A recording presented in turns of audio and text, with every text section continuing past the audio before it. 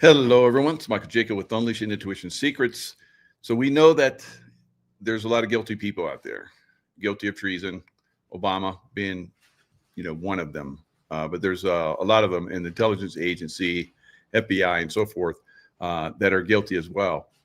Now, I can tell you that with the system that we have right now, they will not probably see justice as it is right now. There has to be some workaround that happens for these people to get justice. Now, in the meantime, because, they came after President Trump with their legal system, you think that same legal system is going to convict them? Absolutely not. So there has to be some kind of workaround.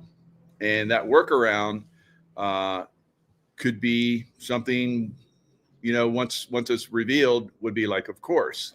But at this point, it's not that easy. A lot of people think that they can be charged through a military tribunal. That for the world court, that's probably not going to happen, right? There's legally, I don't see any way that can happen. And maybe somebody can help me with that. But the legal system as it is, if they were to be tried in DC. Now, I've been to a DC court, and I thought for sure that DC court, I fought my whole life, my whole career, 35 years, that we would have freedom, that we have great justice in the United States. I did not see justice at all. It was a travesty of justice in DC when I went there to watch and support someone that was a J6, being convicted for J6 crimes. So fortunately, when President Trump came into office, that grandmother, that was no way was she guilty of any crimes, but she had been convicted and she was going to go to jail. Fortunately, because of President Trump's pardon, she did not go to jail. Now, would Obama, with all the evidence there is, would he be convicted in DC with the leftist, people that would come in, jurors that would come in? Absolutely not. So there's no way that it can be done in DC. It's kind of the same thing that happened with President Trump in, leftist Manhattan, New York. Looks like New York is getting ready to have a mayor that's a communist. So this is the kind of people that don't do justice, guys. They don't do justice. They have their thinking. Yes, they're Americans. Yes, they have grown up in the same culture that we have grown up, but they're not. I don't want to say they're not like us. They're not like this audience for sure, but they're on a whole different program, and there's a lot of them. There's a lot of them. And like I've said many times, I don't see a civil war, but I think these guys in their cities are gonna find out, right? They're gonna find out what they brought. So they're gonna elect this communist. And there's even another one, and I think it's in if it's Michigan or one of those states up there. It looks like they're gonna vote for a communist also for mayor in one of the cities up in Michigan. I just saw that recently. I had it saved in another computer. I don't have it on this one. So I'm up on another level. So I have like 3 levels in my lovely place. We have, as you guys see, lovely views of the lake, Lake Tahoe. But, I don't think that anything or not anything, but any court system is the way it is right now is going to support an Obama conviction of treason. So there will have to be, if we look at Obama was the president of the entire United States, all right, you guys see where I'm going with this? Another state maybe he could be tried in. What's the reddest state we got? And then all those other people. Let's play their game against them. All right. So they have been dragging us and President Trump into the most liberal cities and trying to convict us in these liberal cities. And for the J6ers, I don't know how many, it was like 1,200 or something, all convicted in DC, guys. There is no justice in DC. So let's play that friggin' game on them. Let's go to a nice state where everybody is very conservative, and let's try these MFers there, right? So they're going to jail forever or something else, right? For treason. I don't see these people being executed for treason, but I see them probably spending the rest of their advanced stages of their life in prison and never coming out. And they should not come out. They should never be given the opportunity to corrupt our country or any country anywhere in the world again, right? So this is going to be a process. Now, the biggest thing that I believe that we've seen, and the thing I think that is probably the most important, is the truth has come out. So with the truth out about these people being, trying to do a coup against our duly elected president, right? Yeah, there's like, Trump derangement syndrome with a lot of NPCs out there. But other than that, the people that actually have critical thinking support President Trump quite substantially. And there are some very good critical thinkers out there who don't like Trump, and that's okay. That's the way it's always been, in our system. You don't have to be, I would be surprised if everybody agreed with me on everything. Talk to my wife. She doesn't agree with me on everything, but a lot of things. So we think a lot about alike. That's why we're together. That's why we've been together as long as we have been. So I think that America as a whole is like that in its best, that it can be. But we haven't been seeing that. We haven't been seeing that with, recently with the legal system. And that's why I've said for quite some time that this legal system, as we know it, has to be overhauled because it's being used as a political tool to go after people that don't agree with a certain line of thinking, like the Democrats, right? So Democrats have been very effective in grinding their way into every aspect of society, and it has to be changed. Now, what are the consequences for us going out? Now, they went after President Trump, deep state. Now, President Trump and I guess the White Hats or whatever their consortium of, good, honest, good, high integrity people that serve we the people and believe in we the people because they're part of we the people. What do they, see going forward? I can tell you what I see going forward.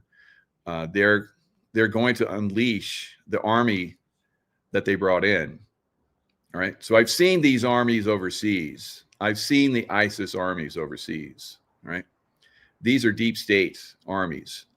And they brought those armies here into the United States. There's something like 2 million Chinese that have come in. 2 million. We have like less than that in the entire military. And not all of them are war fighters. There's only a small fraction of people that are in the military that are war fighters. And then you have law enforcement. Not all of them are up to the task of war fighting. They write tickets for someone that's been speeding. That's if push comes to shove, they could probably defend themselves. But as far as like carrying out offensive operations, absolutely not. They don't have a team, mindset, working as a team to take down a team of highly trained people. Because we have teams of highly trained people all over our country, all around our cities, Democrat cities, right? We've talked about this. I said this was coming 5 years ago. People asked me if we were going to the Civil War. I said, no, but I see a lot of cities probably would go away, right? So now so you're like, and I thought that maybe the Democrats in these cities, which they are now, would support these illegal aliens. Unbeknownst to them, many of them are part of, cartels. They're part of terrorist organizations, all kinds of evil, bad people that have come in. Democrats have been brainwashed into believing that everybody should have freedom to, have the American dream. Just come on in. We'll support that, So they've been NPC, most of them. There's some of them that have, some slight critical thinking. But for the most part, it's very obvious that Democrat Party and the Democrats that support that party are brainwashed. And I know a lot of people don't want to hear that, but I have to talk tough here. I have to talk tough. I have to say the hard things. That's my job as a leader, as someone that's seeing this all over the world, as a war fighter, as someone that's worked in the intelligence community and in and around the intelligence community. So I have to say the hard things.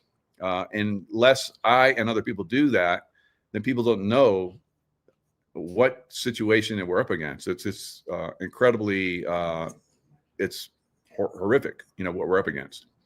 So, but not, I've done impossible.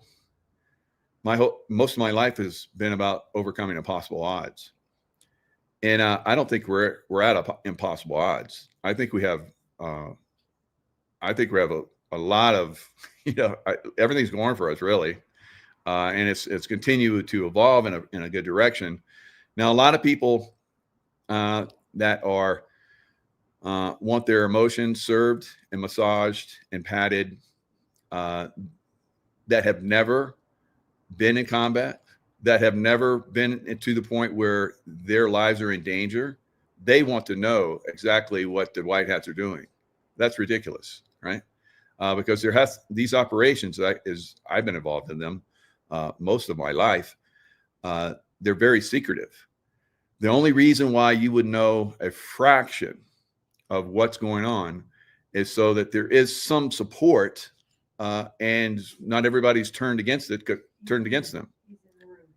So no, he's not. So I don't know where he's at, but he's not here. So I'm or he is now. Yep. So we have someone that's coming in that can help answer some of these questions. He has been with us for many years, almost as long as I have been on YouTube, talking about these things. Juan has been there too. And Juan, in the early days, came on many people's shows. He still does. And, I always appreciate it when he wants to come on and share some stuff. And so here he is now. Juan, how are you doing? Hey, good. I apologize. I was a little bit late, but good to see you there, bro. No worries. I warmed up the audience for you. I did the opening. Well, I didn't tell you were coming either, so maybe we'll have a good long show. Yeah, no, I'm wide open, and I actually should have walked down to the street. The Capitol's just over here, 2 blocks away. I was going to do that, but I had a dead phone. Now it's charged. But oh, good. I probably could go down there and show them all the sites. But I'm tired. I'm telling you, I've had such a long last couple of days, and so it's kind of comfortable to sit here and watch. They're having a pool party over here on the next building over. Nice. And yeah, DC, I was just talking about DC, how we're not going to get justice there. We didn't get justice for the J6ers. You're not going to get a jury that's convict anyone of treason there. Mm-mm. Well, one thing too, I think we did a couple of shows when I used to get to stay over at the Trump Hotel. I love those shows. Those were fantastic. Yeah. And that's of course, when you first started talking about AI and bots and all that stuff. And I was like, what? Yep. Now everybody knows about it. But you're cutting edge on that. Good job. Well, and I miss that environment. That was such a fantastic hotel. I just I enjoyed it, but such is life, there's other places around here. But anyway, I hope your audience is feeling pretty encouraged. Yeah. You had early in the week, you had all this, there was a bunch of hosts. I'm done with Trump. He's not doing the Epstein stuff. He's not forcing it. He's helping and he's in the cover up. And then by the end of the week, they hear, what's going on with Tulsi and her releases going after Brennan and Comey and Obama and like that. And then they got to think about it again. I think, I hope, within your audience, people weren't that mercurial that they're ready to flush Trump just because it wasn't happening the way they thought it should happen instantly or something, Yeah, we've learned just to stay focused and just be observant. So it's playing out real nice.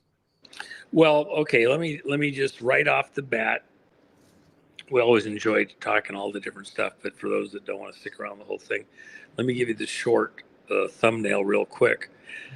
This week, as the week goes on, the intention is to bring out information concerning the stolen vote from 2020 and the attempts to manipulate the vote 2016 election, the Hillary one, some of the mischief that was done there.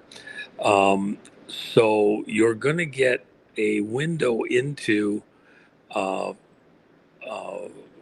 Russia thing and the continuation of the Russia thing during the Trump administration was the lead up where all of these same players were trying to engineer a situation where they could steal the vote just as happened and get Biden into office in collusion. So you're going to hear about vote manipulation.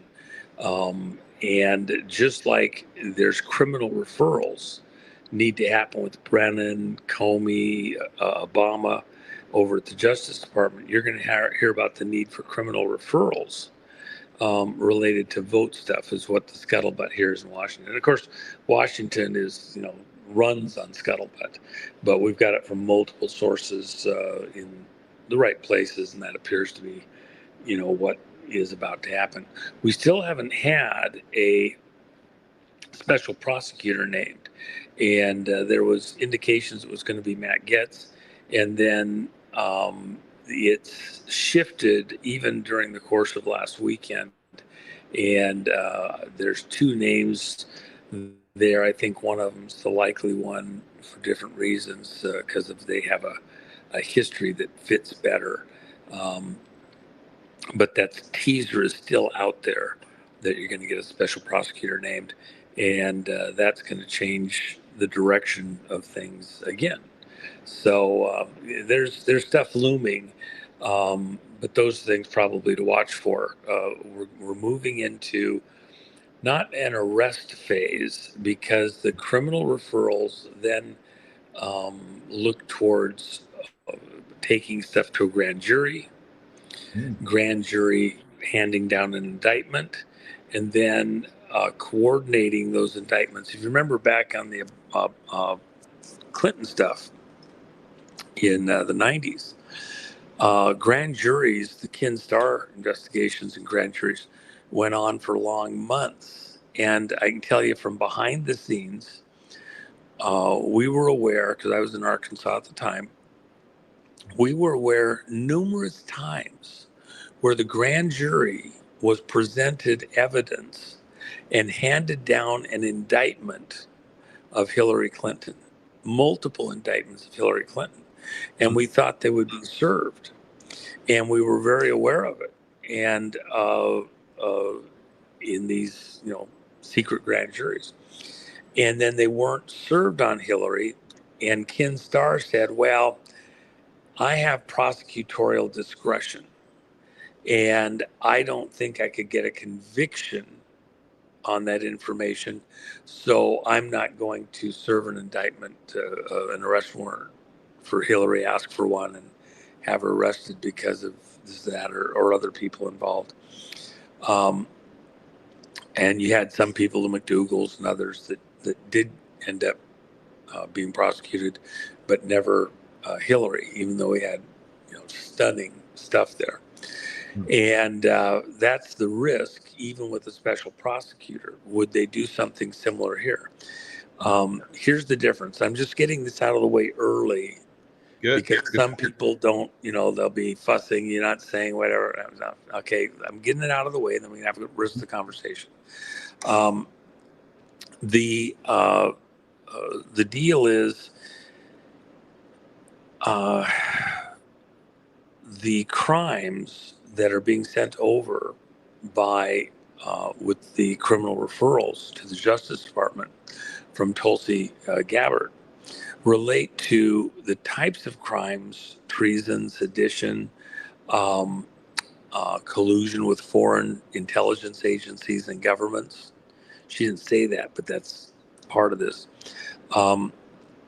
They really are not appropriate to be heard in front of a operation in the Justice Department.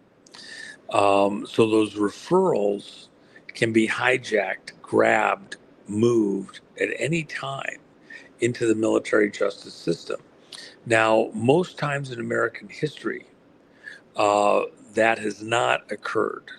It's a very, very, very rare occurrence, but it has happened. And in this case, because it's nation state level tax on America, including on the vote. And that's why Tulsi, with what's going to come out this next week, she refers to, in the stuff that came out Thursday, Friday, the Russia hoax as treasonous and seditious, she said today in one of the talk shows she did interview on today. So that's even further than she went on Thursday, Friday. Within that continuing release that she is most likely going to do, China is going to be mentioned. Other countries, and China may not be mentioned in this week. It'll be Venezuela, Cuba, Iran, very intricately involved in the Venezuela-Cuba stuff, Serbia, and there's other countries involved, but I don't know that they'll come out right this second. Including intelligence agencies from other countries that were aware and colluding in the way that the fix was in on the vote for 2020. So she'll expand related to the vote stuff. And because it's still early in the week, exactly what they choose to do, there's several places they could do stuff, but let me just add this, and I'm just getting this out of the way early in the conversation that people can go away if they don't want to listen to this the is rest of the fantastic. show. Because I thought there was no way they were going to get it at their tribunal. I thought the best we might get is like maybe some conservative state where we get a good jury, but this is fantastic. No. In fact, a tribunal is the only way that you can get to proper justice when you're talking this level of treason and sedition. And let me just add one thing before I forget it. Here's part of the reason why a tribunal is the only place to go. I'll hit it from two directions. Number one, when Kash Patel first sent material over to Grassley a couple of weeks ago concerning the fraudulent driver's licenses that whistleblowers in the FBI and intelligence agencies separately, real Americans lost their jobs over this as intelligence officers in three-letter agencies. When Comey testified before Congress that there was no sign of foreign interference in the coming 2020 election. He did that in July of 2020 when Congress was asking if he saw any signs of foreign interference in the coming election. He says, nope, we're not seeing anything at all. Whistleblowers stepped forward. They were livid. And they said, we are monitoring our spies' assets are putting their lives on the line in China and conveying information to us. Our intelligence officers working here in the country are tracking not thousands, but over 1 million at least, closer to 1.5 million driver's licenses and IDs that are being created in China, tied to specific addresses in the U.S. in critical locations where um, uh, uh, states were in the balance for the 2020 election to make sure they had enough people and for certain races here in the States. And it's a pretty complex thing. You had to have a driver's license that shows an address within a certain voting district so that they could go to a vote center and vote and have a name and an address that fit the voter rolls in that area so they could vote 2 or 3 times, okay? And very sophisticated operation. The one that was actually released was only a small sliver, it was like 20,000 driver's licenses exposed in this fraud, and it was up in Illinois. The people involved, both the assets, an asset is not an officer within, say, CIA. There's someone who is a known, trusted person that when they're called an asset, confidential source, they are even assigned a number. And so they become a numbered confidential source within the intelligence system. And that's why I tease a lot of times, CIA officers, file clerks. All the real work is done by contractors and assets, okay? They just pick the information up from under the bridge or something, okay? It's not the same thing. There's a few of them that do real serious work, but it's not actually the norm. And, that's why we have terms like NOC, non-official cover, and things like that. So people put their lives on the line to get information into the U.S. system about China doing stuff to engineer the way the vote went in America. And it wasn't being done, over just a few days or weeks or a little operation. This took years of data mining, preparation, putting up a network to sift those licenses into people to handle them and sift them out to all the players within that specific region with faces and ID and all sorts of things to make it work. It was a very, very sophisticated operation. People put their lives on the line, their careers on the line, and when Comey went into Congress and lied, knew exactly what was going on and lied, knew that China had a huge intelligence operation going on to affect the vote across the country with stolen IDs, fraudulent IDs, stolen names. And he lied to Congress with a straight face and a smirk about no foreign interference in the election. Other people of conscience that were in the position who knew what was going on said, "Fuck you, you stupid ass," and whistle blew. And what was the FBI's response? And the CIA's response, Brennan and Comey? They sent messages out to all the offices involved, system-wide. If you have records concerning Chinese interference with false IDs, etc., don't hide it. Destroy it. Seriously, destroy it. Destroy any evidence that China was ever interfering in our 2020 election. Now, that's treasonous. Yeah. That's collusion because they were helping an enemy not to get caught interfering in our election. Okay? Election fraud is considered in the same vein as a nuclear attack, a biological attack. It's a weapon of mass destruction because if you get somebody into power who's not the will of the people, they can do all sorts of things that affect populations across the world. And if you're talking about the most powerful office in the world as the commander-in-chief and the president, you handle the dispatching of armies, medical, uh, uh, the State Department and relations, all sorts of things. And it can help or hurt millions, could kill millions. And that's exactly what happened, because as they got Biden into office Yeah. and pushed the whole COVID thing, remember COVID, Excellent point. Yep. this is a hard thing for people to get their minds around. Mm-hmm. COVID was part of a plan to seal the deal by the globalista to take over the entire world through this fraud of COVID tied to elections. You can't all come into a room. You've got to vote remotely. You've got to put it in a drop box. We're going to make it easier for you over time. You're going to be able to vote on your cell phone. With all the things you know about digital frauds, do you think that you would ever get an honest vote again if you were voting on your cell phones? No way. Seriously? Yeah.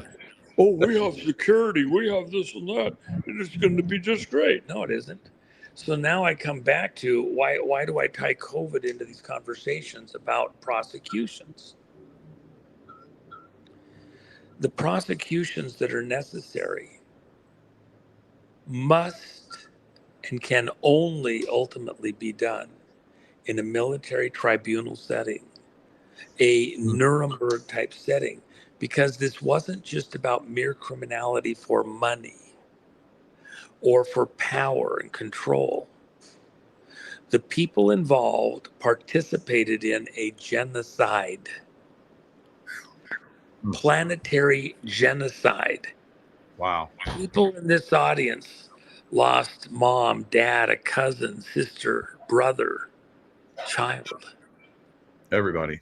Friends. Yep. Everybody. And it wasn't just here in America, it was across the world.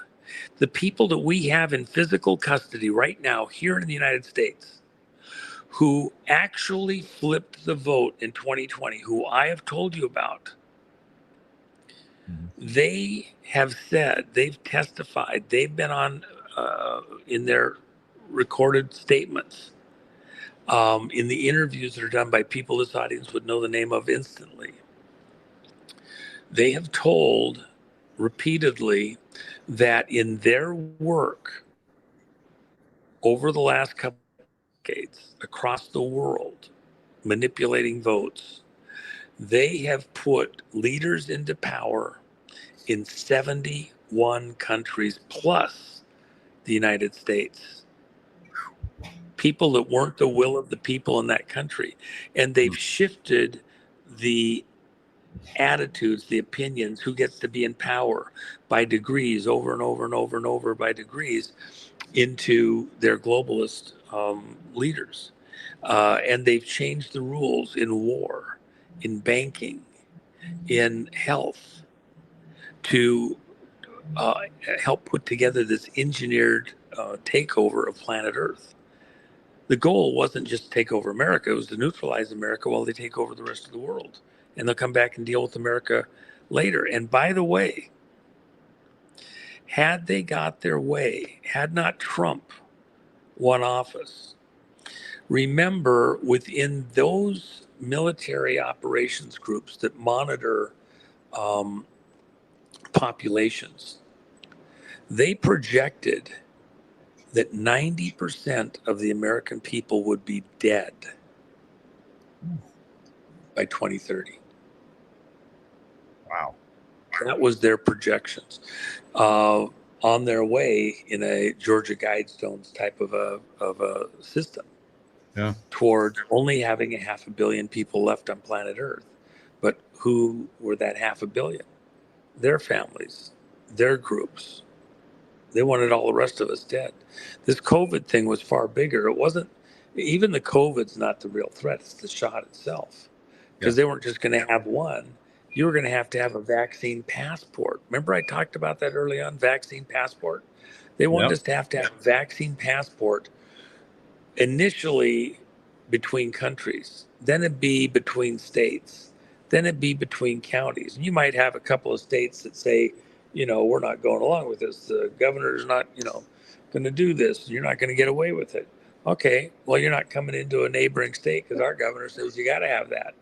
And you better have your card to show you did it. That's why I went out and did the stuff, took doctors, attorneys, sports people, military, and we spoke all over the country to explain that they didn't have to take the shot and there was great danger in taking the shot. Please don't take the shot. Yep. And, I think a lot of people thought again and saved their own life. But all of that to say, you cannot separate a stolen vote from the murder and mayhem, which we are still going through, tied to the COVID shot, and that tied to China. China is the one that supervised the. Sorry, I've been talking all day. China's one that supervised the theft of the election 2020 and elections all over the world, including the situation going on right now in North Korea. China's heavily involved. Getting some more stuff out of the way real quick. I have a lot going on in Central Africa, and China has been heavily involved in stuff. So the president of the Congo was supposed to come over to America this coming Friday and meet with President Trump on Saturday. And ambassador from the Congo and a bunch of the people around the president were all supposed to fly in. Yesterday, we were all going to meet here in D.C. in the week prior to this meeting with President Trump. And before they could leave, they got word, and they were supposed to come here back when we had the big military parade over a month ago and meet with Trump the day after the military parade here in D.C. because the Congo situation is far more important than most people comprehend. They just, out of mind, out of sight. They don't have a clue, whatever. Within Trump world, President Trump wants to stop feeding the demons with blood. It's kind of it's a spiritual thing. It's a concept thing. Bad guys all over the world, the tyrants, the true tyrants, the worst of the tyrants, they occupy places where death is common. Life is cheap. And in trying to bring some type of hopefulness, beauty, life, business, prosperity into the world, you got to stop feeding the demons. And that means stop the murder, stop the mayhem, stop the, death. When Zelensky came over, Trump had Zelensky and Putin agreeing that they were going to have a ceasefire, and then they'd work out a peace deal and begin the rebuilding of Ukraine and Russia there, where all of this had happened. But you first have to have a ceasefire.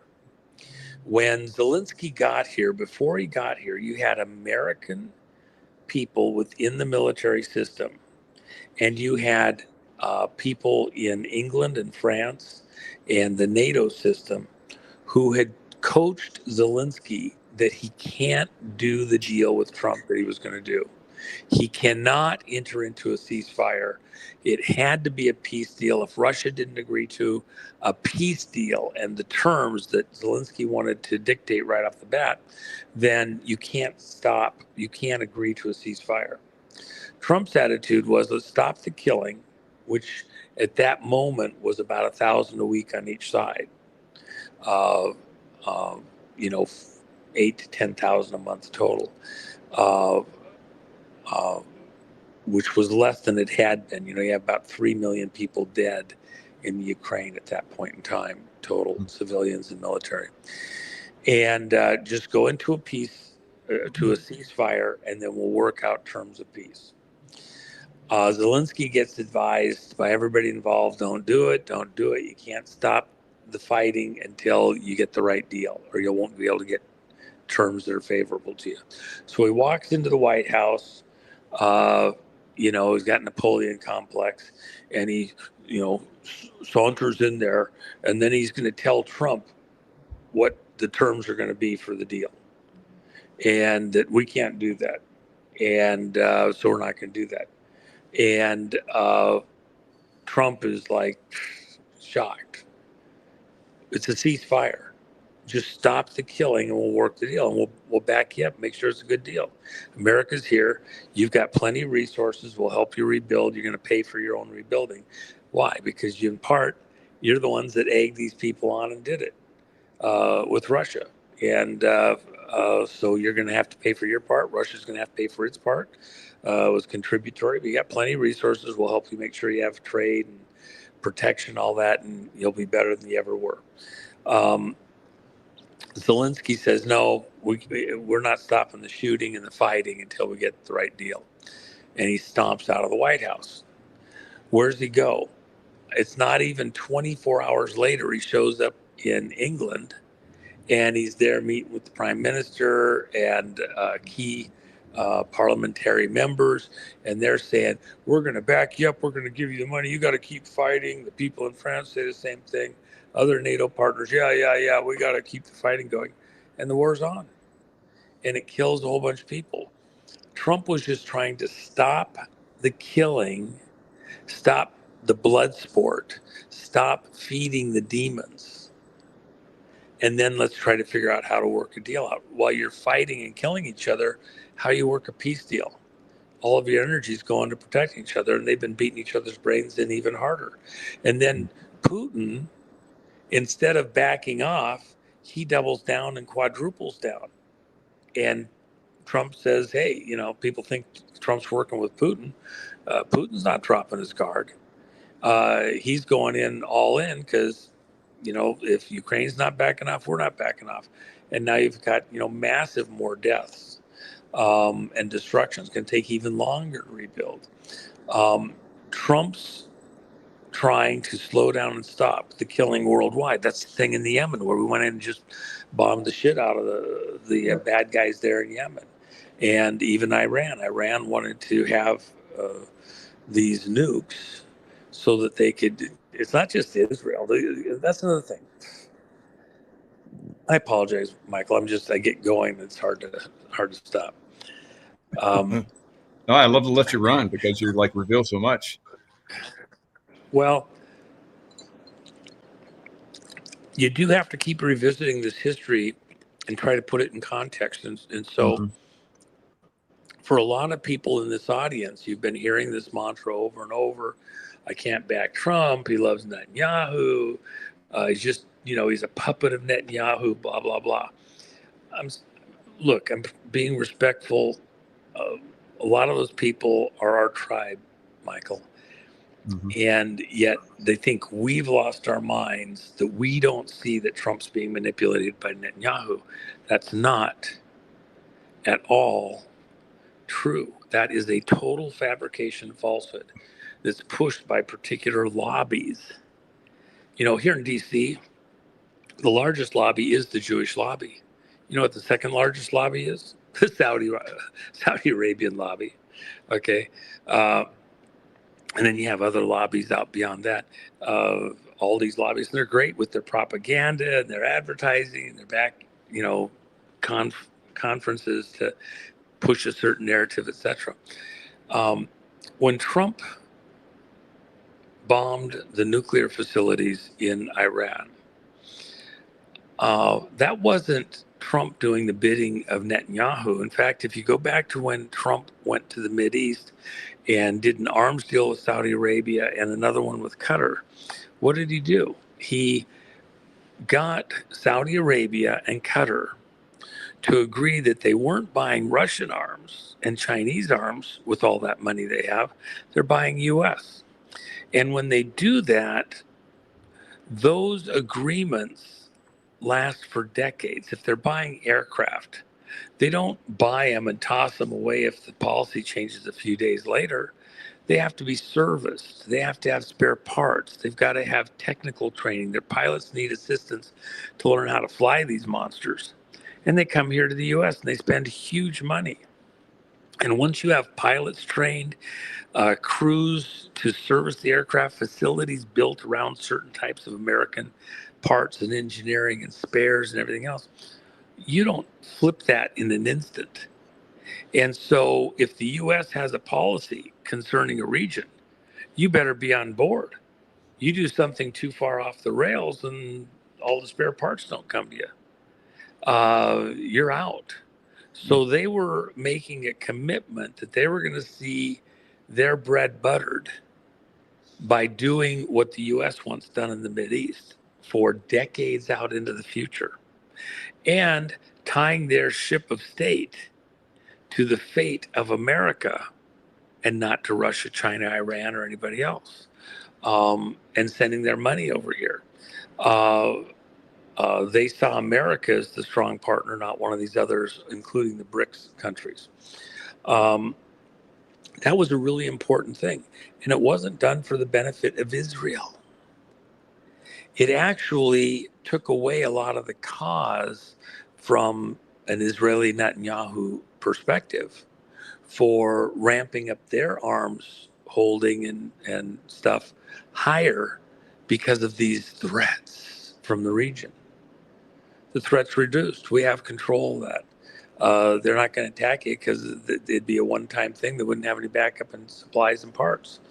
And by the way, in the weeks, for about 2 weeks prior to Trump going over to Saudi Arabia and Qatar, Netanyahu called and tried to get through to Trump multiple times a day. And Trump wouldn't take his calls. Netanyahu didn't want Trump to do these deals with Saudi Arabia and Qatar. Take away some of the excuse for what he's doing. And Trump didn't even take the calls. He was going over, he was doing the deal. He did it, and looking at the bigger picture. Then when he had given Israel and Iran a 60-day window, figure it out, and work a deal, and we'll help you both out. They didn't get it figured out by 60 days. On the 60th day, Netanyahu had a vote in the it's not called Parliament. I forget what it's called. I can't believe I can't think of it this second. And Knesset. And that vote was a confidence vote for Netanyahu. And he won the confidence vote. So he stayed the leader of their government for the time being. Now, the reason that was very, very important was because when the Knesset voted a vote of confidence for Netanyahu, by law, they couldn't do another challenge to his leadership for 6 months. So he gets 6 months unopposed, no ifs, ands, or buts. Within an hour of that vote, then he had aircraft headed for Iran. And the 60 days were up that Trump had given Iran very, very vocally, very visibly, time to work out some kind of a deal with Israel. Iran wouldn't do it. Trump pushed hard. He says it's going to be bad if you don't work it out. He lets them go. They won't work out a deal.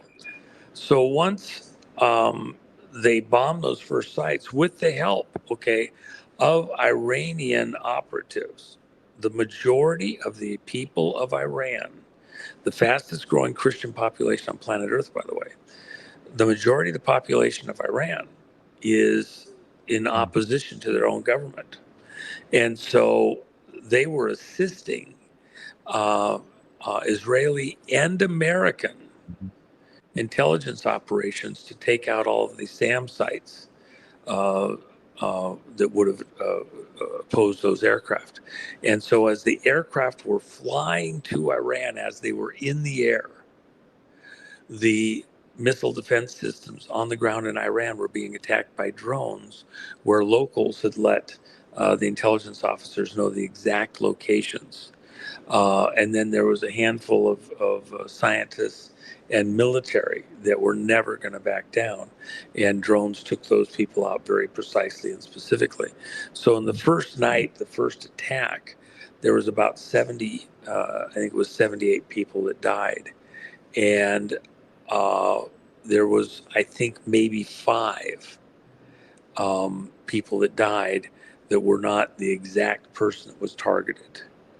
It was that precise. So, no, the amount of indiscriminate, non-combatant type people that died in that first night was almost nothing. It was that surgical, that precise. All the aircraft returned safe. As it continued on, Iran wouldn't back off. Israel kept bombing away, and they had a chance to back off on the nuclear sites. In fact, we let Iran know in advance that they better get out of those sites. We were coming. And do you know that not one person died in the attacks on those 3 nuclear sites that we did? Nobody. Wow. And then there was people that came out because of the propaganda. The sites weren't completely destroyed. They can still have the bombs going in a couple of days, a week or 2, a month at the most, all this other bullshit. Well, if they had access to the actual things that they needed to put these places back together again, the underground structure could be cleaned out, repurposed, etc. But everything in there, pulverized, man, no way. And we've cut off the access for those materials to come back into Iran. So no, they're not going to be back up and running in a few days or a week or 2. With that in mind, Trump did that in large measure because he wants to stop the killing, the death, the murder, everything else. Well, what's Iran doing? They're in every place in the world that there's conflict. In the Congo, in Yemen, in Somalia. They're tied into stuff in Niger, in Nigeria. They're supporting stuff in South America. They got people, teams.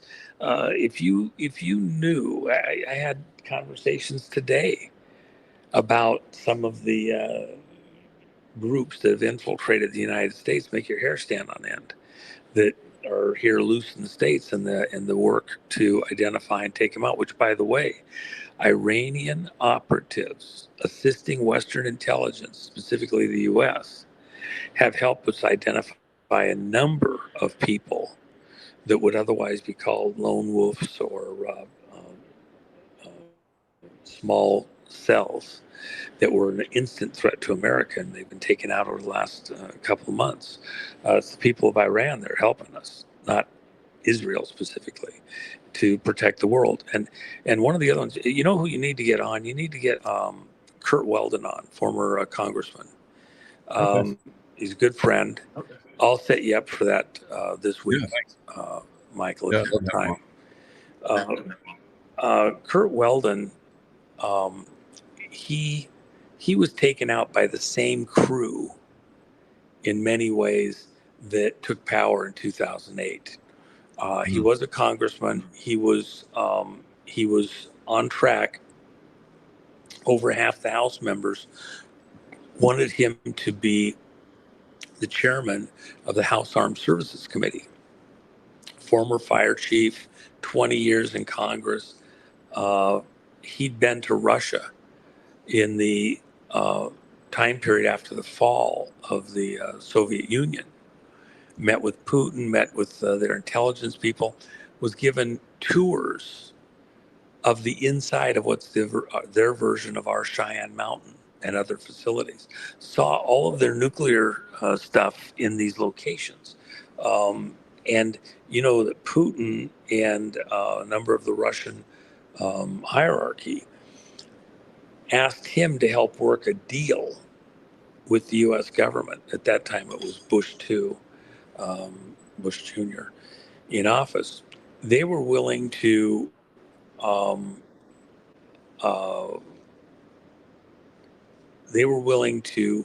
work with us, not sell any kind of weapons to any other country in the world without first getting agreement from the U.S. that it was okay to sell those weapons to that country.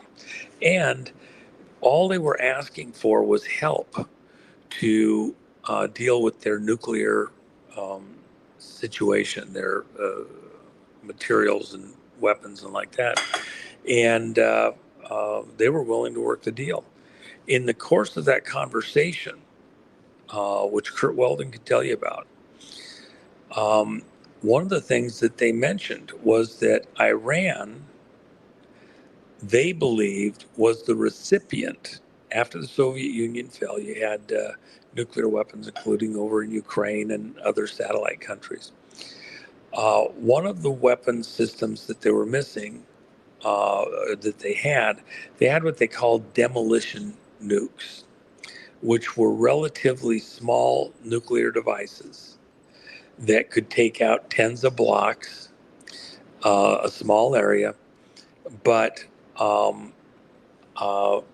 they had about 350 they made. They were missing about 200. Just think about that, missing 200 small nukes. And they wanted the U.S.'s assistance in tracking down those small nukes. And it was their belief at the time, and this is in that period prior to 9/11 and then just immediately after.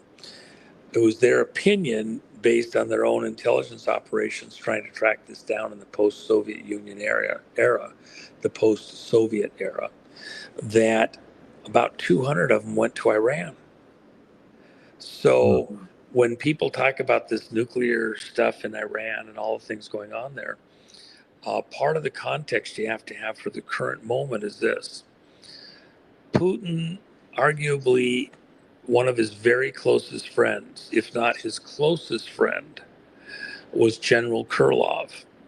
General Krylov was the Russian general who was blown up by the motor scooter as he exited the building there in Moscow.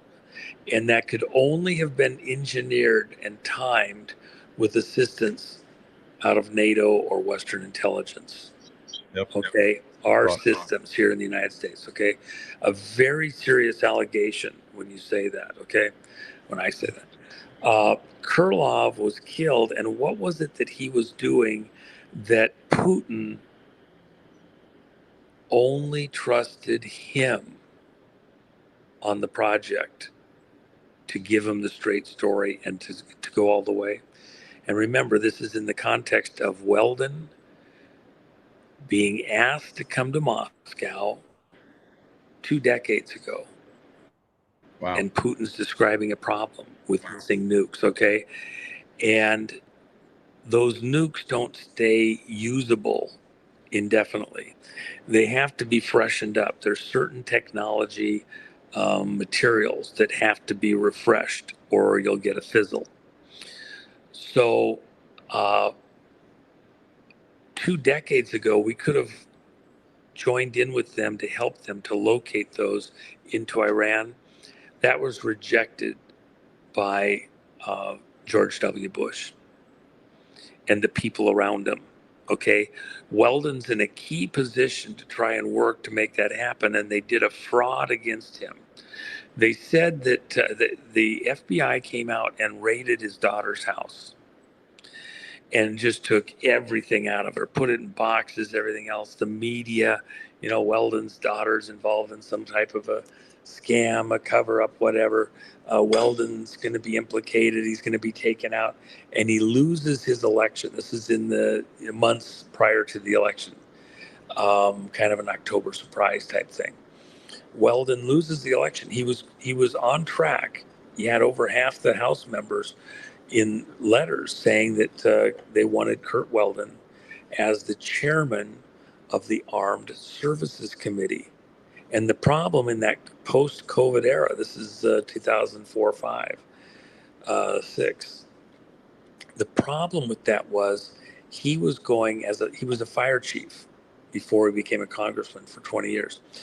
He was going to be able to do subpoenas and serve warrants to get information about 9/11.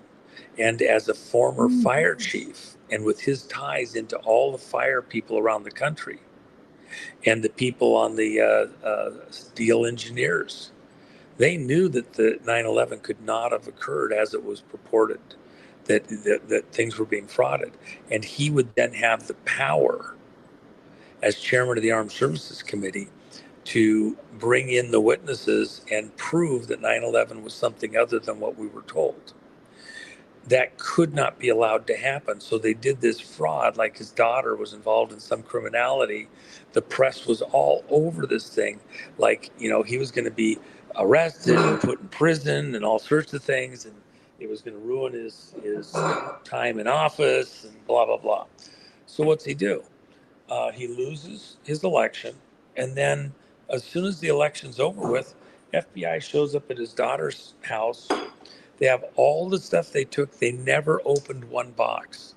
She was never indicted. She was never charged with anything. They don't even know what it was that supposedly she did. Okay? It was strictly to manipulate an election to keep someone from coming into power who would have exposed all the fraudsters.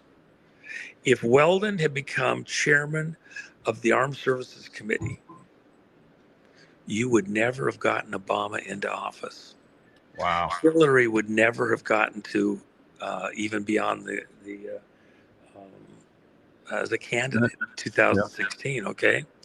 I'm looking at it. Maybe you've mentioned this before. I've looked this over before. I kind of shared a little bit with the audience.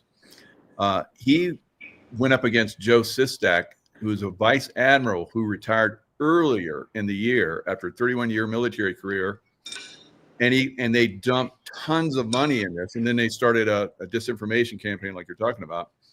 So they obviously, it was a hit piece. They did a hit job on him big time. Mm-hmm.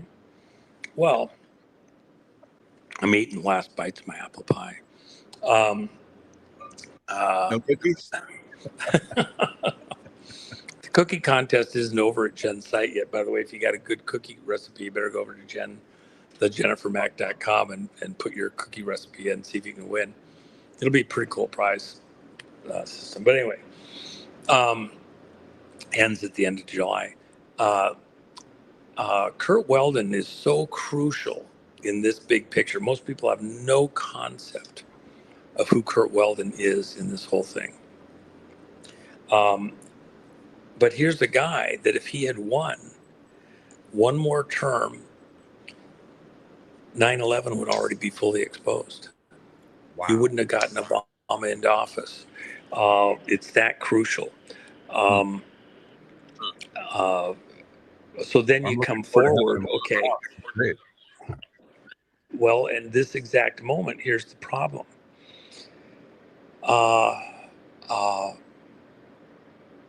Iran still has somewhere in their system, if Russia's correct, and I trust they're, correct on this, they still have 200 demolition nukes, small nukes. Now, if Trump hadn't gone in and blasted to smithereens those 3 sites, most people think of Iran with their missile system, firing a missile into Israel. They shot hundreds in there, but all you got to do is get one through, and they had done some stuff that got a few missiles through the dome. One nuke, could have done everything, but they probably wouldn't even send it in that way. They'd send it in by land somehow. They'd send it in on a ship. It didn't have to be a nuke in Israel. It could have been a nuke anywhere in the world. And there's a couple of them that are larger that are missing that are actually very, very, very disturbing. And I won't go into the details. I don't know that I have license to go into detail, but we know what's missing in those other 2, and it's very disturbing. And they would be much bigger, So, but from Curt's side, think of Kurlov. Kurlov was trying to track critical materials that could refresh those 200 nukes. That was what his job was. And somebody wanted him dead because they couldn't afford to have any of those nukes be refreshed. it's easier for somebody in the Russian system to make the service parts correctly for those than it would be for somebody from an outsider situation. And here you have people trying to help you get to the bottom line of it. One of them gets taken out. The person who has personal relationship with Putin and some of the people there involved, that's Curt Weldon. He needs to be in this conversation and to bridge through where we're not getting good communications between us and Russia right at this moment. And what Trump did, if Iran was trying to service those, he eliminated a key component that might allow them to be made usable again. What kind of James Bond scenarios could happen in the world? Our man Flint scenarios. If Iran just had a half a dozen of those in a usable condition, and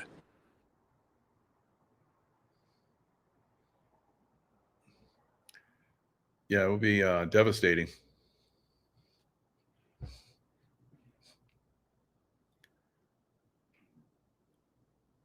Juan, you're muted.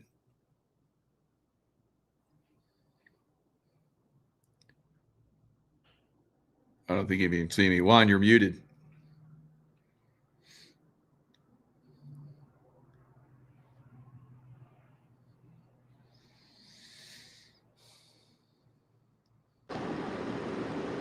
that was for the world's benefit.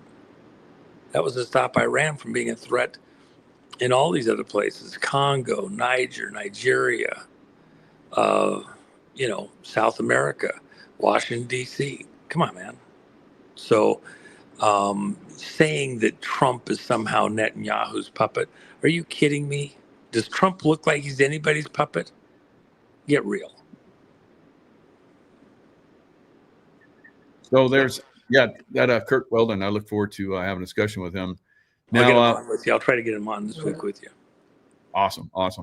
Now, we know that, these cabal deep staters are going to be very angry with having their boy or their boys and maybe girl or two, exposed like we are now. The truth coming out on them for the world to see. They're boy girls? Yeah, exactly. Yeah. But we're probably going to see some kind of, pushback. Now, we've talked about the American cities being attacked and so forth. What do you see anything going on with that? By the way, before I go on, just for half a second. Okay. We have sometimes people do get confused. There's a powerful messaging and things going on in the world. I get all that. I did an interview with a young man transitioning to be a girl in a college setting a couple months back. This is somebody that's known to me. Actually, a very beautiful person and a serious person, and I would say confused on some things, but not somebody that I would, put in a hate zone or anything like that. I enjoyed, and they have on numerous occasions, being around them, having the conversations and like that. Pray for them, and this person's partner. And in fact, some of the people that I had a family that was out in Vegas with us when we did an event last year. Just some of the neatest people, a couple, lesbian couple, they've been together like 35 years. Crap, you can't get, a lot of people in the world together for 3 to 5 years married, and they've been along together. And that's what Roseanne was saying too. Her siblings, being together, both of them gay and being together for so long. So. Well, and I dealt with the situation in the mid 90s, a young boy that was given out in foster care. I was very, very upset on this. he was actually flown from a Western state to New York, lived in a small New York apartment with these two adult males, couple, and was raised by them, and as though he had some proclivities, and then came in contact with them kind of by chance, because the situation was a situation. And I remember talking with the social worker on this, and I was pretty worked up about it, and other people were also. And the social worker made a comment. He says, "Look, I've looked at this situation so close. The kid was in a horrendous situation. He was of an age, I think he was 14 at the time, which is a very tender, vulnerable age. And I thought this was inappropriate, and I still do. However, the people he was placed with, there was love in the house. The boy, at least, was appreciated. He later married, has his own kids, was never interested in that lifestyle. But he himself made the comment that, compared to the situation he was in, that these particular people, and it could have gone a lot of bad ways, but these particular people did the best they could, gave him a lot of opportunities, and he wouldn't have probably been in the situation he was later in life if it hadn't been for them, and saved him out of a tough situation. So, I grew up with a lot of friends, not a lot, but several friends that, their parents were, gay, and they were great. They were great friends, or their gay parents were great. I loved being around them. So for 50 years, and this is in Columbia, South Carolina, which is, pretty much a conservative place, but it's been accepted, all over the United States. So it's not a big deal. I'm not dropping my guard on it. There's a lot of it where it's very inappropriate and off mark, but I am maybe trying to be a little slower to judgment on some of it. I'm just trying to say that, it's all over the map. You can have a heterosexual situation where the people are completely out of control, out of their minds. So to act as though it's that you're only safe in a heterosexual environment may not be completely accurate either. So I just, when you mentioned it, I thought I'd just take a second. I don't agree with the lifestyle. I'm not going to change my mind on that. I don't think anytime soon, and I wouldn't advise it. And I've had many gay friends who said that they wouldn't wish it on other people because it's got all sorts of problems with it, and for whatever reason they're in it, and they feel locked in. And I'll pray for them. And I think that it's a deception. It's the devil has a hold of them in a horrendous way. But I don't have to attack them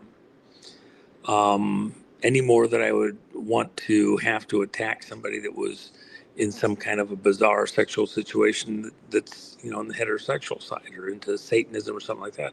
I try to have the conversation, get them to think again, and at some level, it's between them and the Almighty, and it's God's to judge. Christ didn't come into the world to condemn the world; He came in the world to provide a way of salvation and to make peace with God. And it's the devil that does the condemnation. And so I just, because your comment a minute ago and my thoughts, because I know those people are out there in both of our audience, I can still enjoy the company of people who are sincere and honest and have a difference of opinion. And, I don't think that lifestyle fits in a military setting. I don't think it's appropriate. I don't think there's certain places, I don't think that the trannies on the sports field, as though they're men competing against women, I don't think that's appropriate. And I'm not backing off on that at all. So, but within the gay community, the history was that they were relatively reserved and not trying to be bombastic into forcing societal change acceptance beyond some certain measure. And so I think even within the gay community that most of the people, not all of them, are actually not looking for a fight and don't need it and don't feel the urgent need to do it. You know, one of the people who was a governor who was a friend very long time ago that was one of my first encounters with somebody in that arena, very powerful, kept it to herself, and I think actually did a pretty good job, was a Democrat, but did a pretty doggone good job and wasn't willing to put up with a bunch of the bullshit that others were trying to get in there with the politicalization. So anyway, that little, enough there. I want to make sure that, you know, we have people that see the world differently, that are still relatively very conservative, and that I will shoulder up with in a heartbeat on the battlefield in certain issues, and just agree to disagree on other ones, and I don't have to attack. So that's good. I'm glad you went that direction. That needs to be said. Yeah. And very few people do that, so appreciate that. Well, and from our side, I can be very direct and say, look, I don't agree with it, and there's certain places that there's lines. I don't care if you're, you know, heterosexual or homosexual or 57 other sexes. There's certain, you know, the kids, that's a non thing, you know. Yep. I felt this young man being put in the situation in New York was grooming potentially. But the kid, when he was interviewed by the social worker, was very direct. There wasn't any of that. And then when I met with him later, there was none of that.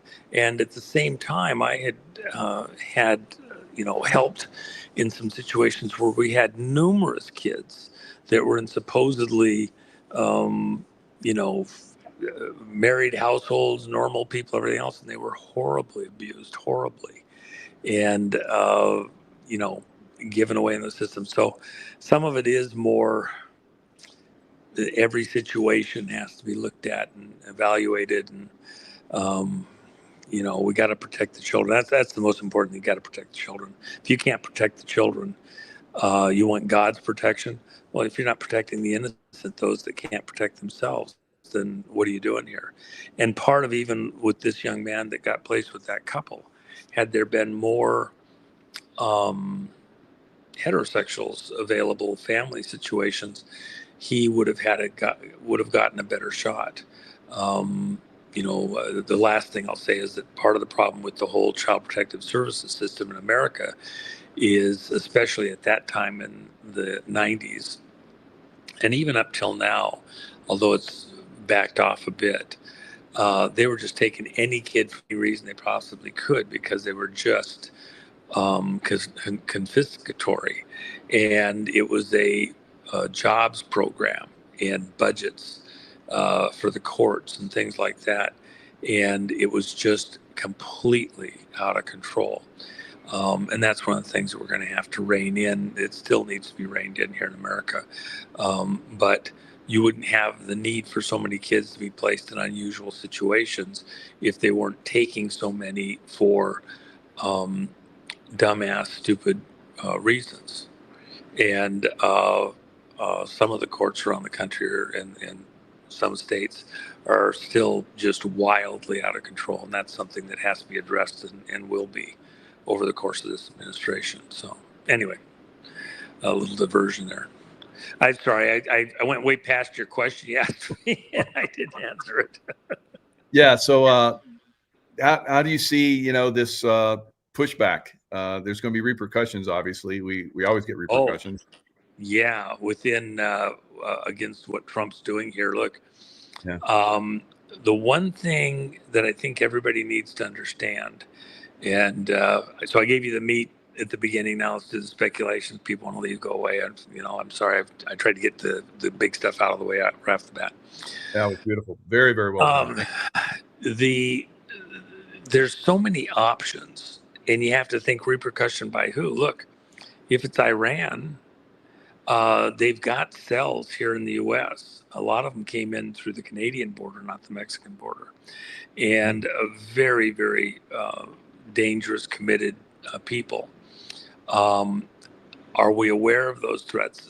Yeah, actually, there's a number of them that we're pretty aware of that they're trying to track right now. Could one or more of them get through? Yeah.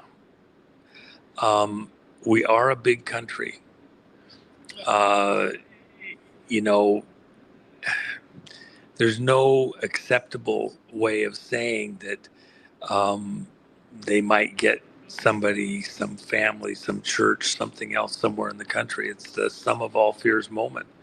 What if they just got one of those small nukes serviced and could detonate it somewhere? It's a sum of all fears type of situation. They get it in the right location, and it could be horrible. If they got one of the bigger ones in one of these locations, it could be horrendous. Will that happen? You know, I think it's a hand of God thing. When they tried to get the nuke off in Seattle on November 3rd of 2019, and from a globalist cabal situation, there were many of the belief, and I am also, that that had been predestined, planned for decades. Hard to get your mind around.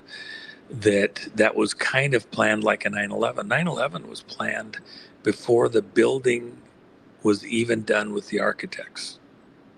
Long before it was built, it was Titanic, designed and built to sink. Okay, with an intended purpose all the way along. So with that in mind, is there something that these groups have in mind still for America? Some follow on to 9/11, the Titanic, Oklahoma City, whatever. Something much Very, bigger. very, very possible. And by the way, for anybody that's thinking bigger, well, would it actually in reality be bigger than COVID and a stolen vote and a presidency? Point. I actually don't think so.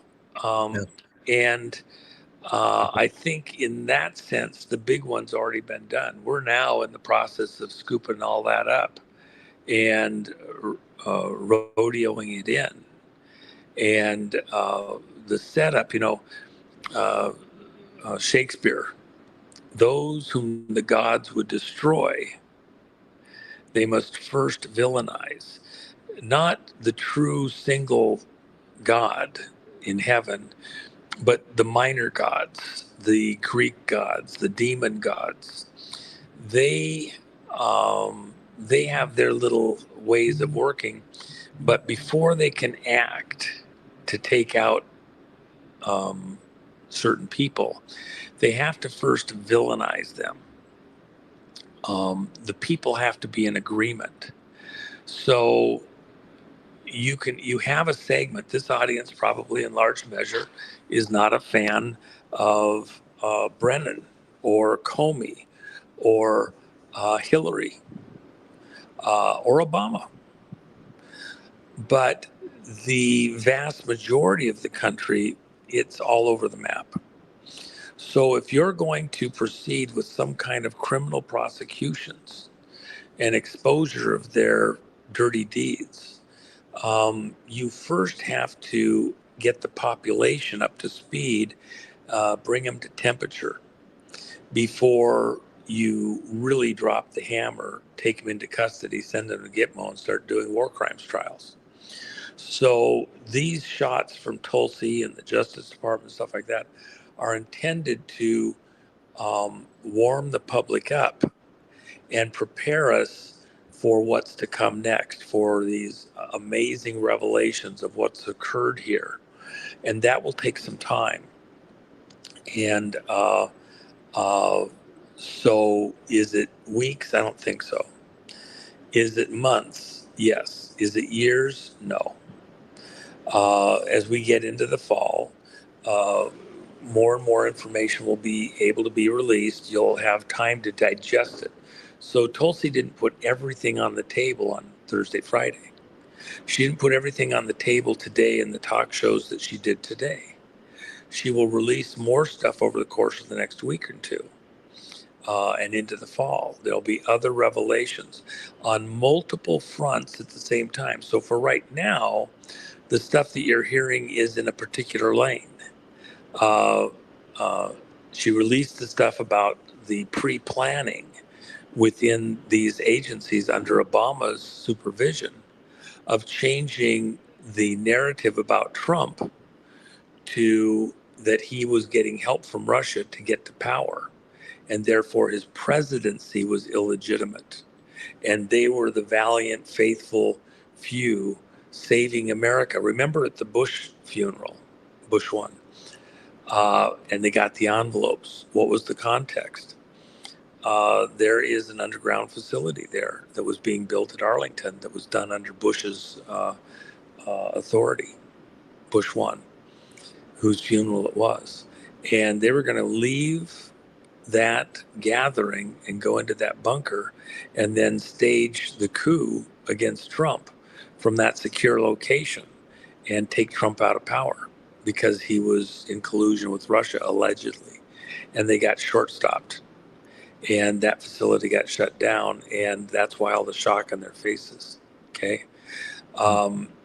They had a plan to, with all the stuff in preparation to villainize Trump as though he was in collusion with Russia, to then be justified to have a coup right there in DC, remove Trump from power and put him in prison. And then they'd have told you all these magical things that would have convinced the world that Trump was a traitor in collusion with Putin and had stolen the election in 2016 and was in power falsely, and they were there to save the world, okay? That's the context of the kind of things that were going on. Now they've lost their moment. They're not in power. They're trying anything they can to hold on to it. What are they capable of? If anybody, Iran, China, North Korea, anybody had some way that they could take Trump out, that they could do a false flag big enough to throw the country into some kind of derision, they would do it. Because the alternative for them, it's an end-of-life scenario for them. They will go to Gitmo, and their last moments in this world might be at the end of a rope. There's no price that would be too high for us as a nation or the world to pay to buy them one more day in this world, because they know where they're going. So what could happen, what's possible? I've said, there's a near-death experience for America. I believe it's in our future, and it's a hand-to-God moment. We only get through that. God will not share his glory with any man, but for the hand of God, just like with President Trump. If he didn't intervene, step in somehow in some divine way, we might not survive this as a nation. So there's something big looming out there. It doesn't have to be an event like a meteorite or nuclear war or something like that. Just anything that would send us into some kind of a civil war that by degrees we'd start coming unraveled, and you just wouldn't be able to put the country fully back together again, Humpty Dumpty type. And that we miss that because of some assistance, foreknowledge, divine intervention. And that's literally this thing that, I pray that we have the grace, the divine protection, the scat. The bad guy gets away because he's got scat. He can jump the fence higher. He can run with longer steps. He has better insurance. He gets away, okay? we need some scat to get out of the way of these monsters that are coming after us, because some of these dinosaurs are pretty fast. So, Yeah. but I believe that God's got that in mind for us. We're going to get through this. Yeah. And I think that's part of finesse too. I think there's been a lot of finesse. There were certain times where I thought this is going to get, kinetic, and it didn't happen. I was like, that is amazing, because I've been in a lot of situations where, it was time to go kinetic, but we were able to just, go past it where we didn't have to go that route. Yeah. And it worked out better. But, of course we can go kinetic if we have to.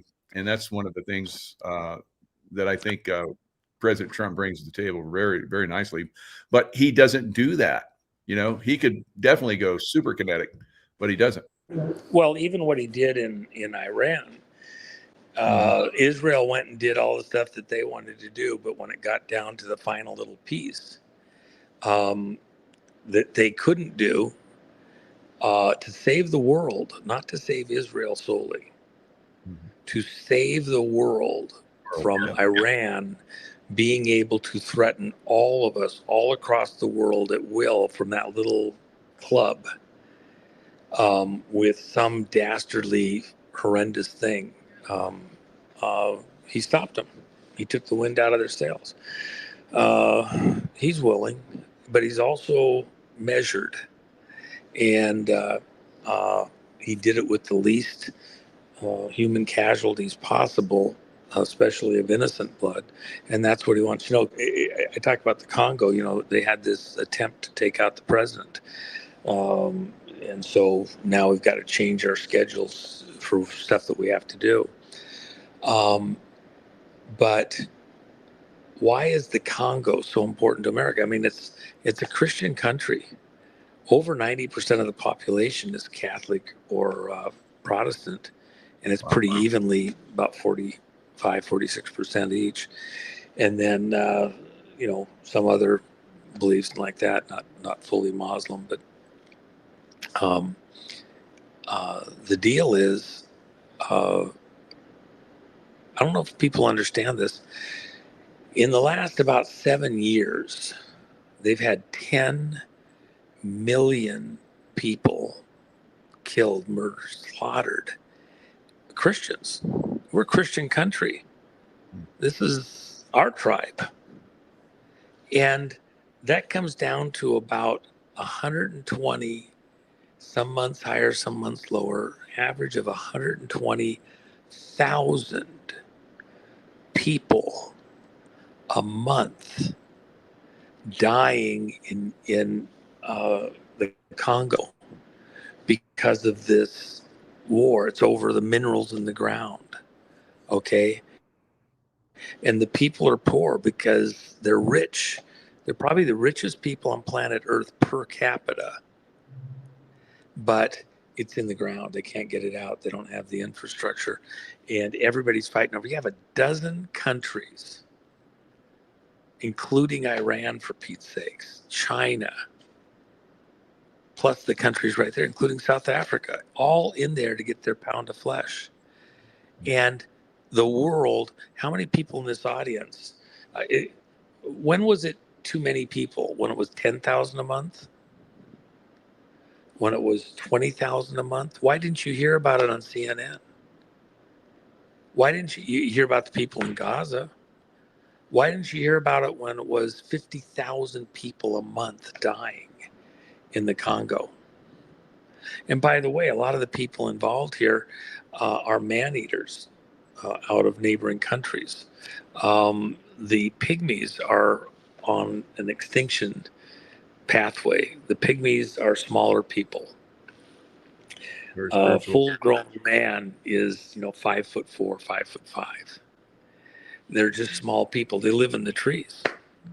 When they get up in the morning, they're just thinking about, okay, what am I going to do to feed myself and my wife and kid? They don't think about going to the office, putting on the suit, shaving, whatever, because they're simple. They're very simple. They don't have a political class. So nobody's in parliament. Nobody's in their legislature. They're not on the city council. Are they not human? Because they're, 300 years behind the rest of us. Many of them, vast majority, are actually Christians, but they just have a different lifestyle. They lived off the land. Um, my friend Bree Keaton, missionary there, she owns title deed to a lot of their land just to protect them. And so they've got like reservations, but the enemies come in and they'll steal them away for slaves, sex slaves, work, and by the both male and female, and then they will, when they've worked them to death, kill them and eat them. Okay, because they think that the pygmies taste better, literally. So they're a delicacy for some of the tribes around that region, especially the ones out of Rwanda. So with that in mind, why didn't you hear about it when it was 100,000? The Western media doesn't cover it. In importance, it's this huge location where there's minerals that are needed for all over the world.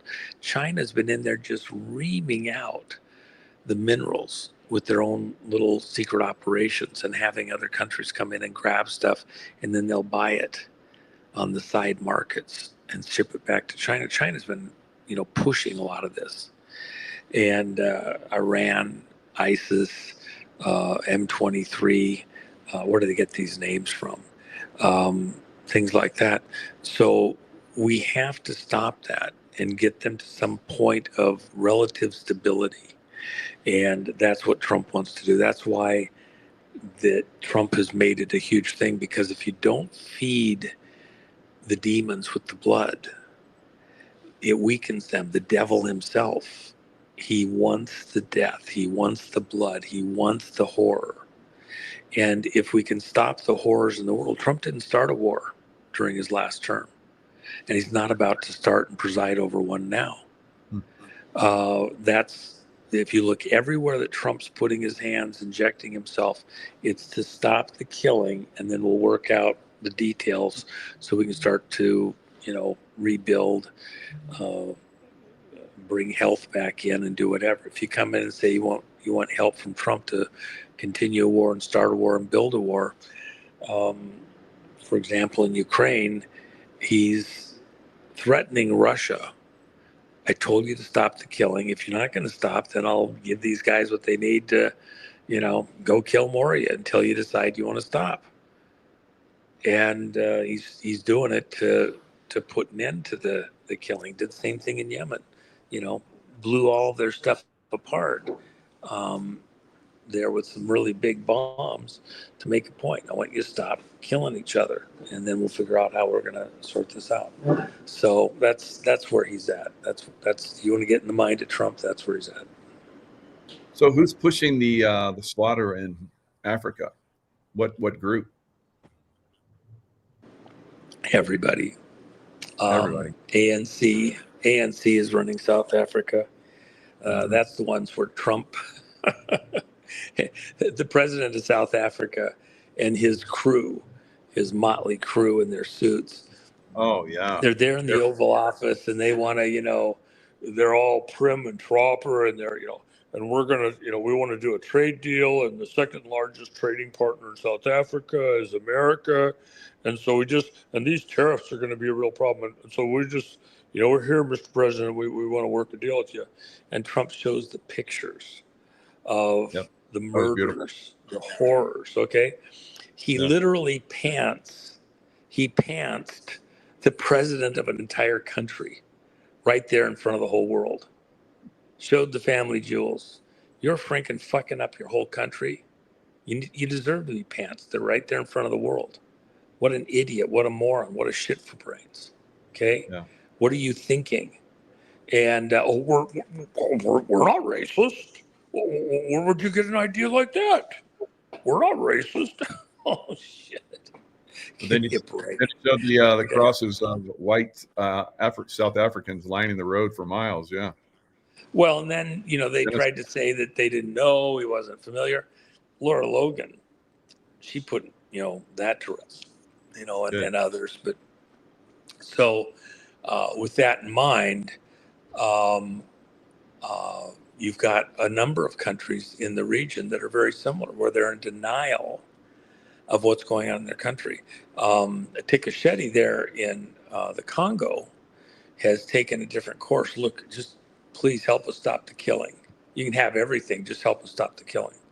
And the generals that are getting money on the side from China and from ANC and from other groups, people in the Senate, including the head of the Senate there, they're all in this collusive thing where they're getting money on the side at the expense of the rest of their citizenry.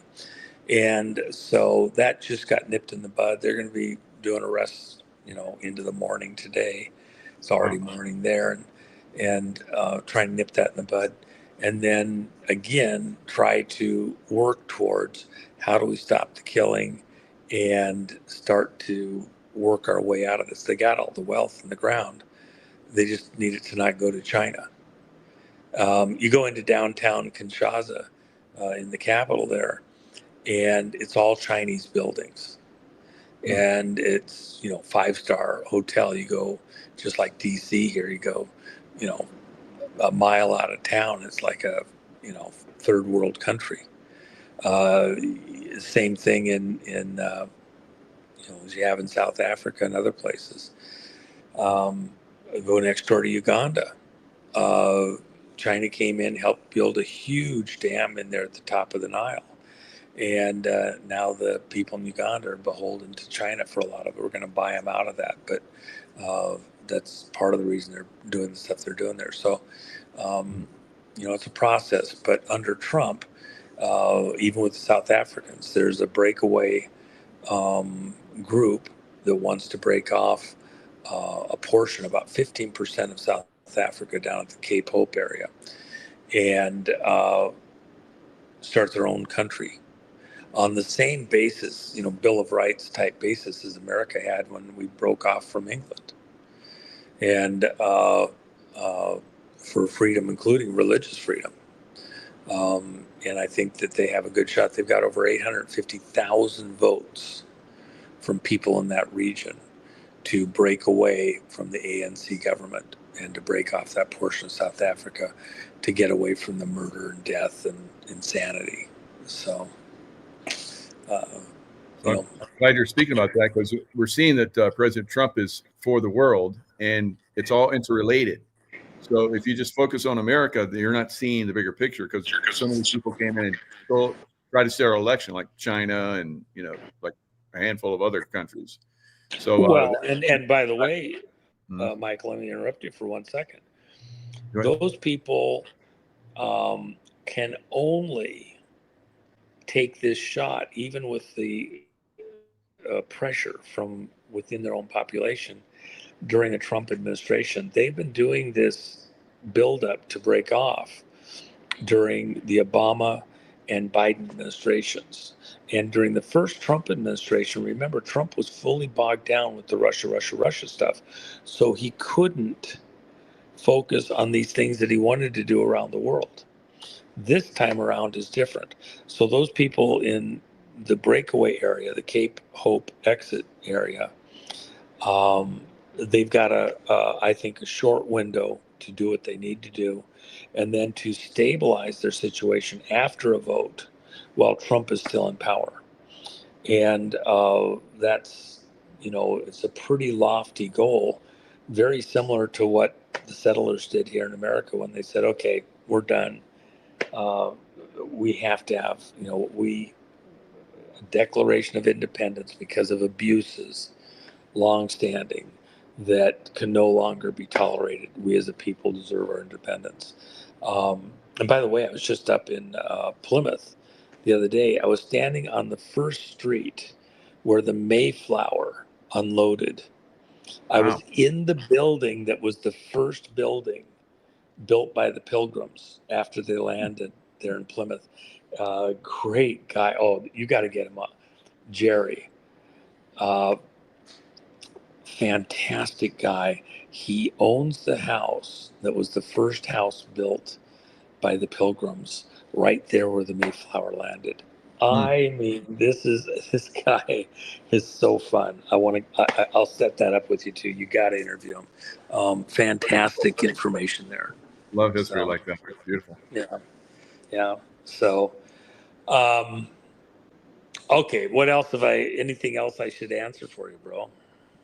Yeah, so I'm curious. We've seen a lot of action from Israel more than ever. They've gone after Hamas, Hezbollah. They've gone after the Iranian, which is Iran, which is basically the main culprit. But also now they're going into Syria and stopping some of the genocide that's going on there. So what is going on? That's pretty. Well, let me just add this to this conversation. Iran is the one that was shipping in the missiles by the hundreds of thousands across northern Syria into Lebanon, and they had 300,000. It's a number that's just hard to even fathom. 300,000 missiles with a range into central Israel, all across Lebanon. They had 100,000 missiles hidden within the Gaza area to fire into Israel. So that there was some kind of a very real extinction level capability against Israel, fueled by Iran. There within that range of Israel. Iran was the one behind all that. And then Iran was backing, a portion of the regime in Syria in this takeover that had happened there, and they were, building up as an alternative to Gaza and some of the stuff. But remember in Lebanon, you had the huge explosion in Beirut, and that explosion. I told your audience about that. There was a fertilizer, a ship carrying fertilizer, ammonium nitrate, from Russia. It got seized because it didn't have the right paperwork, and magically ended up at the port there in Beirut. Now, that material can be processed and used to make rocket fuel. That's exactly what was being done. They had an underground facility at the port near where that ship was, and they were processing, was a German manufacturing system, very extensive, that was building or was processing that ammonium nitrate with other chemicals to make rocket fuel. See, when they ship all the rockets over from Iran, they don't have fuel in them. And so they ship the missile bodies from Iran over into Lebanon and then up over into Gaza. And they'd have to fuel them at the site. And so they're literally taking truckloads of fuel out to where the rockets are hidden, fueling them. And now you have a real rocket that can be used against Israel. When Beirut had the huge explosion, you'd actually notice, if you go back and look at it closely, you had a smaller explosion that then was followed by a much bigger explosion, and that was the material that was in the warehouse next door. The smaller explosion was the underground facility, and the rocket fuel. And that's a pretty vertical cloud there coming out the shafts that went in there, and that underground facility. And then the larger explosion, as that flame front reached with the right pressures, the larger accumulation of fuel there, then you had that huge, relatively soft explosion. The first one was very sharp because you had processed fuels. The detonation rate of detonation was very high.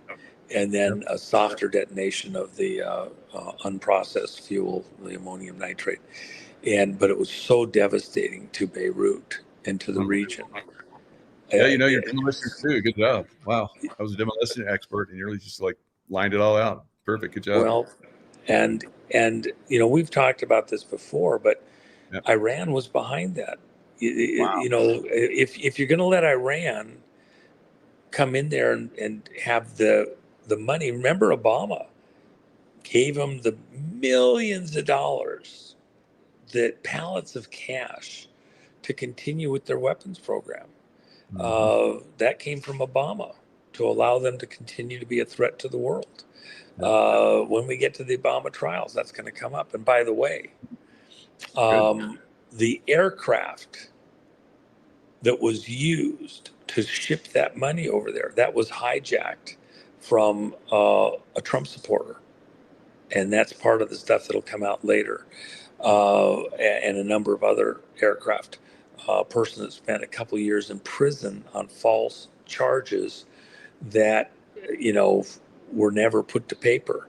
Imprisoned, and he couldn't even, go to a court or do anything because nothing was ever perfected by an actual court or anything else. These people, the very ones that we're talking about now, Brennan, Comey, Obama himself, had a Trump supporter imprisoned for 2 years and his wealth hijacked in order to help Iran and ship the money over there on his own aircraft.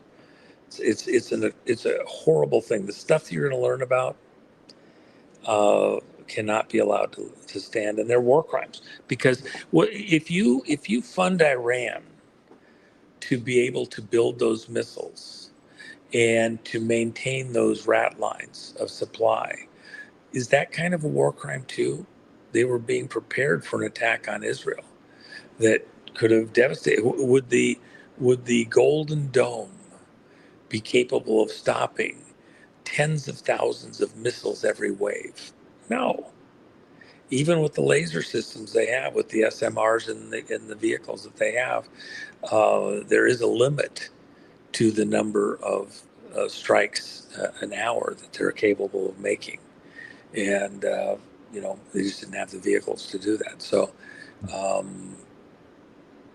is Obama a contributor to the war crimes that Iran's been doing out around the world? I think that's going to come out. I think that's the way we're going to remember this history. And I still think the imagery that I've pushed, Trump as the megador.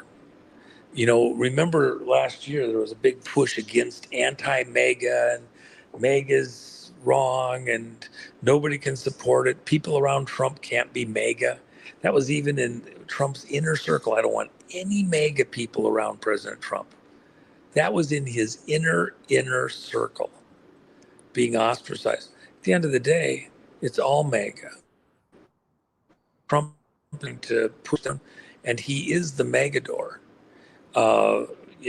As Roseanne said, forget the bullshit, kill the bull. And that's exactly what Trump's doing. That's the way we'll remember him. That's the way I'll remember him. Beautiful. Yep.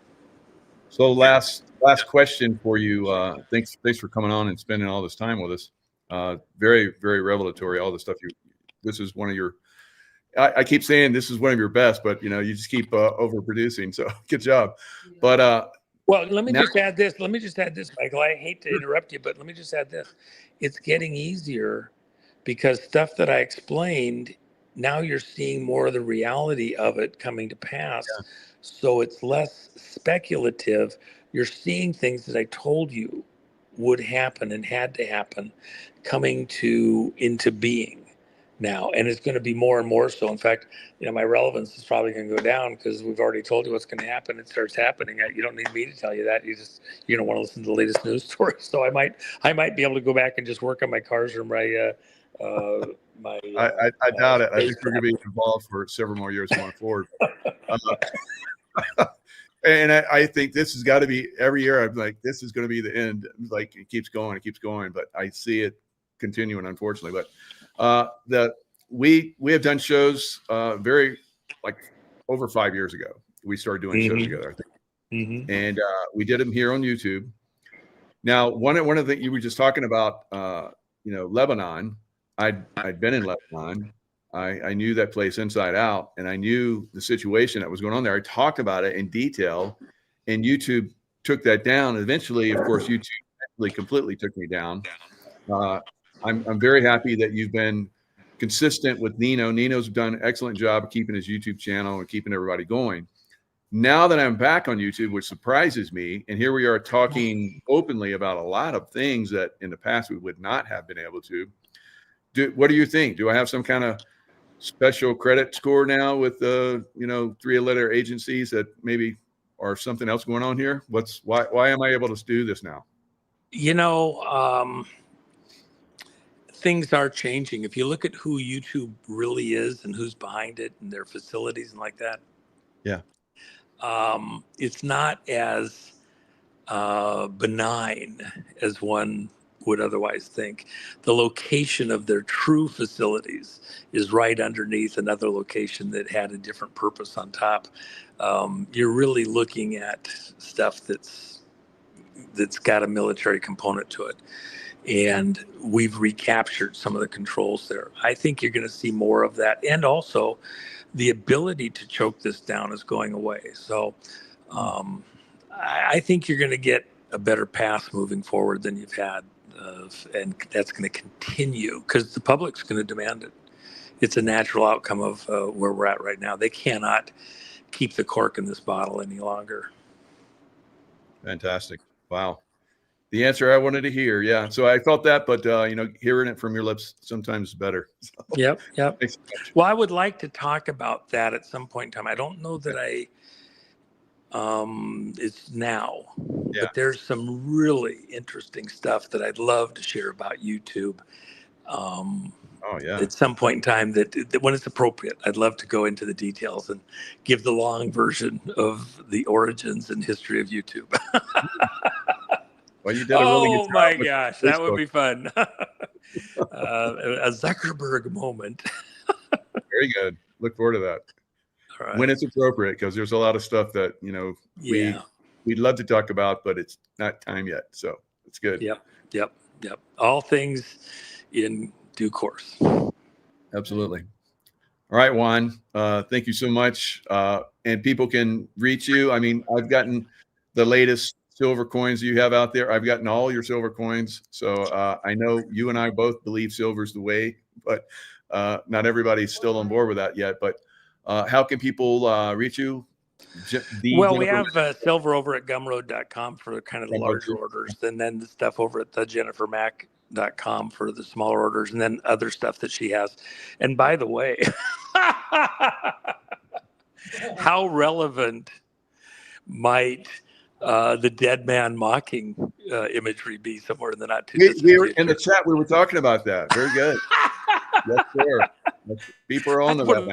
That's one of the great pieces of art that Jennifer's ever done. Oh my gosh. Oh yeah. But there's so many cool things that have happened there, and you probably haven't received yet, but you have a shirt coming. When I know I'll get a text from you. You'll die when you see it. It's gonna be epic. We'll have to have you wear that the next one. So anyway. Yeah, I'll wear it in the next show. Yeah, definitely. So I've gotta go to a meeting. They're waiting for me. I appreciate getting a chance to do stuff with you tremendously, bro. Yeah, so is everybody else. I enjoy your audience. Absolutely. So enjoy you too. All right, bro. All right. See you next time. Love that, man.